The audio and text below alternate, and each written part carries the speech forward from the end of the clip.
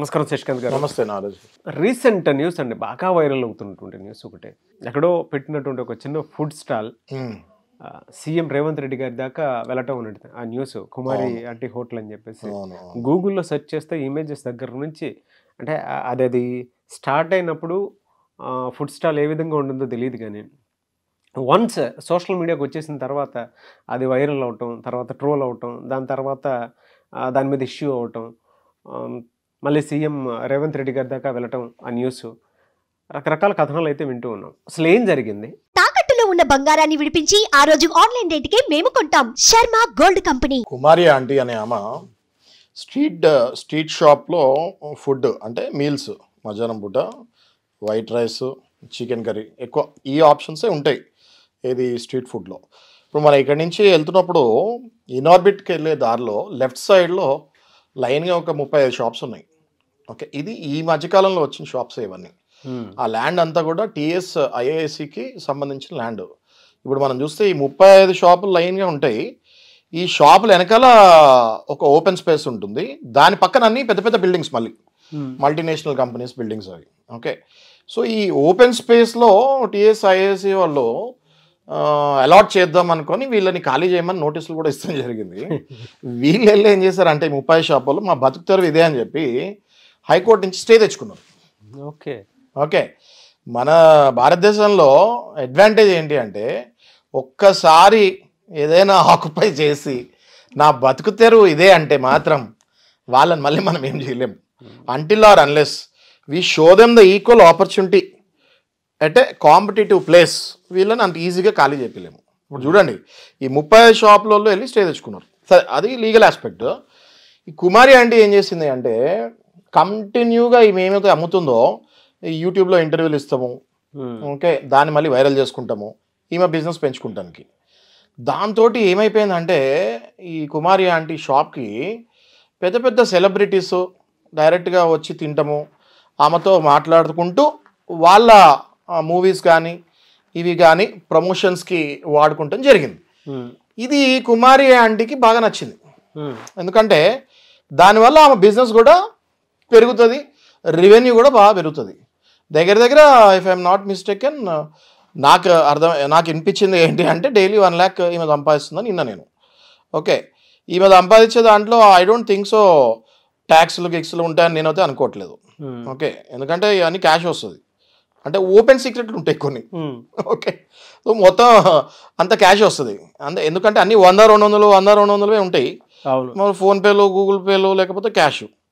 Okay, so however what ever it is, ఈమె ఆంధ్ర నుంచి వచ్చింది. ఓకే, ఫస్ట్ ఆంధ్రాలో ఉంది ఈమె.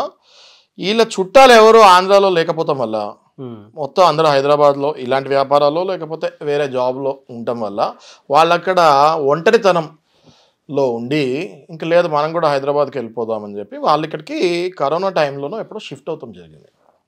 ఓకే, షిఫ్ట్ అయ్యి స్లోగా ఈ బిజినెస్లోకి ఎంటర్ అయింది. ఎంటర్ అయ్యి కుమారి అంటే అదృష్టం పరీక్షించుకుంది, సోషల్ మీడియాని వాడుకుంది, నార్మల్గా వాడుకోలేదు. అది ఎంత భయంకరంగా వెళ్ళిపోయిందంటే ఆ 35 షాపులలో పార్కింగ్ ఓన్లీ కుమారి ఆంటీ దగ్గరికి వచ్చే వాళ్ళే తయారైపోయారు. పక్క షాపులలో కూడా ఈ కుమారి ఆంటీ ప్లేట్లే తీసుకెళ్ళి కూర్చొని తింటాం మొదలైంది. అర్థమైంది కదా మీకు? ఒక రకంగా 30 షాపులకు కూడా గండి పడినట్టే అంతే కదా. ఆబ్వియస్లీ సోషల్ మీడియాలో ఫేమస్ అయిన తర్వాత జనాలు అందరూ ఒక్కసారైనా ట్రై చేయాలని వెళ్తారు కదా, రైట్? చూడ్డానికైనా వెళ్తారు, ఒక్కసారి తినడానికి. హైదరాబాద్లో ఉన్నోళ్ళు సగం మంది ఒక్కసారి అక్కడ తినడానికి వెళ్ళినా కుమారి ఆంటీకి రావాల్సిన డబ్బు, లైఫ్ టైం రావాల్సిన డబ్బు వచ్చేస్తుంది, అవునా కదా?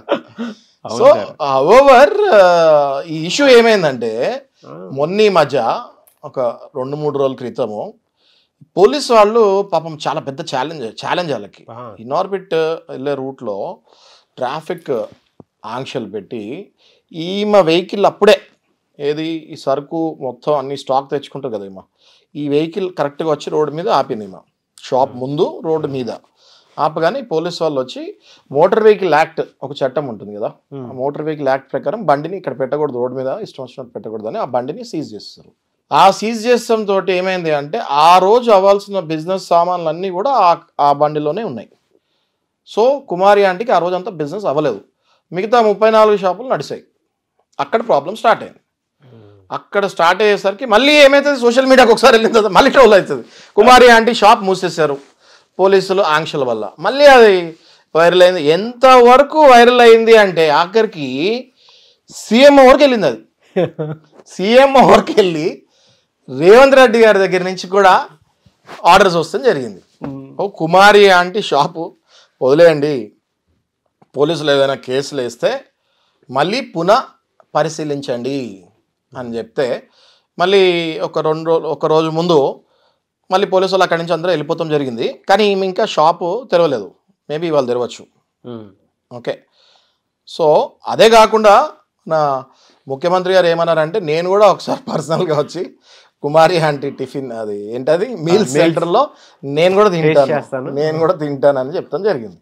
దాంతో కుమారి ఆంటీ మరింత వైరల్ అయిపోయి ఇప్పుడు సీఎం రేవంత్ రెడ్డి గారు కూడా కుమారి నోటెమ్మట కూడా కుమారి ఆంటీ పేరు వచ్చేసరికి ఇంక కుమారి ఆంటీకి ఇంకా తిరగలేదు.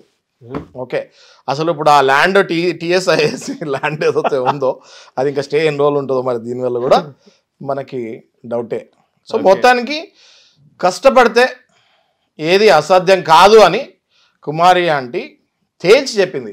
హైదరాబాద్లో ఎంతోమంది బతకలేక, ఏది హైదరాబాద్లో పుట్టి పెరిగిన వాళ్ళు, ఎంతో డబ్బున్న ఫ్యామిలీల్లో పుట్టి పెరిగిన వాళ్ళు వ్యసనాలకి బానిసలై బిజినెస్లు వాళ్ళ తండ్రి లేకపోతే వాళ్ళ అన్నలు స్థాపించిన బిజినెస్లను కూడా ముందుకు తీసుకెళ్ళలేక, ఎంతోమంది చదువుకున్న వాళ్ళు బిజినెస్లో జాబులు సరిగ్గా చేయలేక నాశనం అయ్యే దీంట్లో చూస్తే కుమారి అంటే ఏమి చదువు సంధ్య లేకుండా ఒక నార్మల్ పల్లెటూరు నుంచి వచ్చిన అమ్మ హైదరాబాద్లో నేను ఇన్ని లక్షలు సంపాదిస్తానని ప్రూవ్ చేసింది. So hats off to Kumari aunty, no doubt about it. ఇప్పుడు యూఎస్లో ఉన్న వాళ్ళు కూడా అంత సంపాదించట్లేదు. అవును, కుమారి ఆంటీ సంపాదించినట్టు యూఎస్లో కూడా సంపాదించట్లేదు. సో రేవంత్ రెడ్డి గారు మరి రిప్లై పెడతాంలో ఆశ్చర్యమే లేదు. ఆయన కూడా అర్థమైంది మరి షీ సంథింగ్ స్పెషల్ అని, అందుకే నేను కూడా వచ్చి తింటా అంటాడు ఆయన. కుమారి ఆంటీ హోటల్ ఒక బ్రాండ్ పడిపోయిందండి. పడిపోయింది చాలా మంది. ఇప్పుడు మనం కూడా వెళ్ళి తినాలి నారాజు గారు, డెఫినెట్ గా షో అయిన తర్వాత వెళ్దాం మనం కూడా. Sure sir. అందులోను మీరు ఇందాక చెప్పినట్లు ఇన్కమ్ సంగతి పక్కన పెడితే సార్, ఒక చిన్న వీడియో అది వైరల్ అవటం, ట్రోల్ అవటం, దాని తర్వాత గవర్నమెంట్ వరకు రీచ్ అవటము, సీఎం రేవంత్ రెడ్డి గారి దాకా న్యూస్ వెళ్ళటము, నేను వచ్చి కూడా ఒకసారి అక్కడ ఫుడ్ మీల్స్ టేస్ట్ చేస్తానని చెప్పేసి ఒక మాట చెప్పను సార్. ఎంతో మంది కోట్లు ఖర్చు పెట్టుకుంటే తప్ప మీకు తెలియదే ఉంది పెయిడ్ ప్రమోషన్స్ గురించి నాగరాజు గారు. ఎంతో మంది పెయిడ్ ప్రమోషన్స్ చేసుకున్నా ఇంత టర్న్ ఓవర్ లేదు. కుమారి ఆంటీ టర్న్ ఓవర్ లేదు పెయిడ్ ప్రమోషన్స్ కూడా. అవునా కదా? అవును, మోస్ట్ అన్ఫార్చునేట్ అది. బట్ పెద్ద పెద్ద సీఈఓలకి ఈమె టగ్ ఫర్ కాంపిటీషన్ ఇచ్చింది. సో ఇదైనా చూసి వాళ్ళు కొంచెం పెయిడ్ ప్రమోషన్స్ ఆపి టేస్ట్ మీద ఫోకస్ చేయాలంటున్నారు. ట్రూ సార్, నిజంగా పెద్ద పెద్ద బ్రాండ్స్ హోర్డింగ్స్ అవి క్రియేట్ చేసుకుని మరి మా ఫుడ్ ఇది మేమిది అని చెప్పేసి కొత్త కొత్త ట్యాగ్ లైన్ తోటి కొత్త తోటి చేసుకుంటూ బయటకు వస్తుండే. ప్రచార మాధ్యమాల్లో మాత్రం విస్తృతంగా చేస్తూ ఉంటారు. నార్మల్ హోర్డింగ్స్ ఉండవు, ఓ రేంజ్ హోర్డింగ్స్, పొగలు కాకుతున్న హోర్డింగ్స్ ఉంటాయి. స్టార్ హీరోలు సైతం అక్కడికి వెళ్ళి నేనే ప్రమోషన్ కి దిగుతున్నాను నీ దగ్గరికి అని చెప్పేసి వెళ్ళేంత పరిస్థితి వచ్చింది. సీఎం రేవంత్ రెడ్డి గారే వెళ్ళి టేస్ట్ చేస్తాను అన్నారు అని అంటే అయిపోయింది. మరి అంటే దిశ మారింది. మరి చాలా మందికి అంటే ఏంటంటే సార్ కొంచెం ఉంటది కదా, ఆవిడకి వచ్చినటువంటి పబ్లిసిటీని చూసి ఓరలేనితనం ఉండేటువంటి ఇంకా ఇవన్నీ కాంపిటీషన్ అండి. సమాజంలో ఒకసారి దిగిన తర్వాత సక్సెస్ వస్తే రైవల్స్ ఉంటారు, ఫెయిల్యూర్ వస్తే మళ్ళీ ఎదగాలి, ఇంకా అవన్నీ కామన్. ఇంకా మీరు అంటే కుమారి ఆంటీ పాయింట్ ఆఫ్ వ్యూ నుంచి చూసేటప్పుడు ఈ ఓరలేనితనం మీద మీరేం చెప్తారు? అంటే ఈ కుమారి ఆంటీ కూడా ఏం చేసిందంటే బేసిక్గా ఆమెకు కూడా తెలియదు ఇట్లా అయిపోతుందని. ఓకే, ఇప్పుడు మీరు కూడా అర్థం చేసుకోండి నాగరాజు గారు. కుమారి ఆంటీ కూడా సీఎం రేవంత్ రెడ్డి గారి వరకు ఈమె షాప్ కథ వెళ్తుందని అనుకుంటుందా? అసలే ఆయన మొన్ననే ముఖ్యమంత్రి అయిన 4 రోజులు అయింది. ఆయన ఉండే షెడ్యూల్లో ఈ షాప్ గురించి సీఎం ఆఫీస్ వరకు వెళ్తుంది అనేసి కుమారి ఆంటీ 100% అనుకొని ఉండదు. ఆమె హార్డ్ వర్క్, ఆమె చిన్న చిన్న వేసిన యూట్యూబ్లో వైరల్ అయిన వీడియోస్ ఆమెను వాడుకున్నారు కొంతమంది సెలబ్రిటీస్ వచ్చి. అక్కడ తిని ఇది చాలా బాగుంది, మన మూవీ ఎప్పుడు వస్తుంది, అట్లా వాడుకుంటాం జరిగింది. సో ఇంకా ఓర్వలేనితనం అంటారా, ఆ పక్కన 34 షాపులను అడిగితే తెలుస్తుంది. ఓకే, మీ మీ మీ ఫీలింగ్ ఏంటి అని. సో మనం ఎలాగో తినడానికి వెళ్తాం కాబట్టి అప్పుడు అడుగుదాం.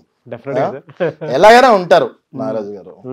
ఓకే, డెఫినెట్గా కాంపిటీషన్ ఉంటుంది, జెలసీ పీపుల్ ఉంటారు, ఇవన్నీ కామన్ సొసైటీలో. ఇందాక మీరు ఒక మాట అన్నారు సార్, క్వాలిటీ మీద టేస్ట్ మీద ఎప్పుడైతే మన పనిని దాని మీద పెడతామో ఆటోమేటిక్గా దాని తగ్గట్టే పబ్లిసిటీ వస్తుంది. కరెక్ట్. ఆమె పొట్ట చేతిలో పట్టుకొని వచ్చింది కొన్ని ఏళ్ల క్రితం. 30,000 ఇన్వెస్ట్మెంట్ తోటి స్టార్ట్ చేసింది ఆమె. నేను ఎక్కడో చూస్తాం జరిగింది. అది 30,000. ఆ 30,000 కూడా ఎవరో ఇచ్చారు ఈమెకి, సరే నువ్వు బిజినెస్ పెట్టుకో అని. ఓకే, ఆ 30,000తోనే బిజినెస్ స్టార్ట్ చేసి లక్షల కోట్ల టర్న్ ఓవర్కి వెళ్ళిపోయింది ఆమె. జస్ట్ ఇమాజిన్, ఆమె మాట్లాడే పద్ధతి, ఆమె రిసీవ్ చేసుకునే పద్ధతి, ఆమె టేస్ట్, నో కాంప్రమైజ్, కష్టం మెయిన్, అన్నిటికంటే ఎక్కువ ఆమె కష్టం వల్లనే ఇవన్నీ అవుట్పుట్ వస్తుంది. ఆమె కష్టపడకపోతే ఇవన్నీ అవుట్పుట్ రావు కదా. ఒక కష్టపడే వాళ్ళకి తిరిగి లేదండి నాగరాజు గారు. అది మనము మార్కెట్లో అది అది అది అది నాకు తెలిసి ఎందుకంటున్నా అంటే, ఇప్పుడు మన రేవంత్ రెడ్డి గారు కూడా కష్టపడే ముఖ్యమంత్రి అయ్యారు. దానివల్ల ఆయన కూడా కనెక్ట్ అయ్యారని అనుకుంటున్నాం. అవును అవును కదా. అసలు ఎవరైనా అనుకున్నారా అండి రేవంత్ రెడ్డి ముఖ్యమంత్రి అవుతారని? బిఫోర్ ఎలక్షన్స్ ఆయన కూడా అనుకోలేదు. మొన్న చూసా ఆయన ఇంటర్వ్యూ, నేను ఆయన కూడా అనుకోలేదు ముఖ్యమంత్రి అవుతాను. కానీ ఆయన కష్టం, ఎలక్షన్స్కి ముందు కూడా మనం బైపోల్ చెప్పాం, అవును ఛాన్సెస్ ఉన్నాయండి ఆయనకి అని. ఆయన కష్టము, ఆయన ఎంతమంది కమెంట్స్ వేసినా కూడా ఆయన ఒకటే గురి ఇట్లా పెట్టుకొని వెళ్ళాడు, అయిపోయాడు. సో సిమిలర్లీ ఈయన కూడా కనెక్ట్ అయ్యారు ఆయనకి, ఆమెకి. అవును, కసిగా బతికితే ఎలా అన్నా సాధించవచ్చు చెప్పడానికి మాత్రం కుమారి ఆంటీ గారిది ఒక్కొక్క బెస్ట్ ఎగ్జాంపుల్ అని చెప్పొచ్చు. మనము ఒకటి బరలెక్క విషయంలో కూడా ఆ పట్టుదల చూసాము. అవును, ట్రూ కంపేర్. మనం ఎన్నో వీడియోస్ చేసాము, చాలా అప్రిషియేట్ చేసాము ఆమె పడిన కష్టం కూడా. ఇవాళ కాకపోతే రేపు బరలెక్కకు సక్సెస్ గ్యారంటీ. ఓకే, అలాగే ఇప్పుడు చూస్తే కుమారి ఆంటీ కూడా ఎంతో కష్టపడి 30,000 ఎవరి దగ్గర తీసుకొని స్టార్ట్ చేసిన ఆమె ఇవాళ రోజుకి ₹1,00,000 సంపాదన అంటే ఆమె హార్డ్ వర్క్ దీని వెనకాల ఎంత ఉంది, ఆమె నిజాయితీ, ఆమె కష్టం దీని వెనకాల ఎంత ఉంది అన్నది ఆలోచించుకోవాలి. ఊరికే ఆమె మీద పడేయకుండా ఆమె ఏం చేసింది, ఆమె ఎలా కష్టపడిందో చూసుకొని ఆ పక్క షాప్ వాళ్ళు కానీ వేరే వాళ్ళు కానీ జెలసీ కాకుండా వాళ్ళు కూడా అట్లా కష్టపడితే అందరికీ సక్సెస్ వస్తుంది. But Telangana point of view నుంచి చూసినప్పుడు సార్, నిజంగా ఒక బర్రెలక్క, ఒక కుమారి అంటే కరెక్ట్ ఇన్స్పిరేషన్స్ అనొచ్చు. Definitely they are role models, no doubt.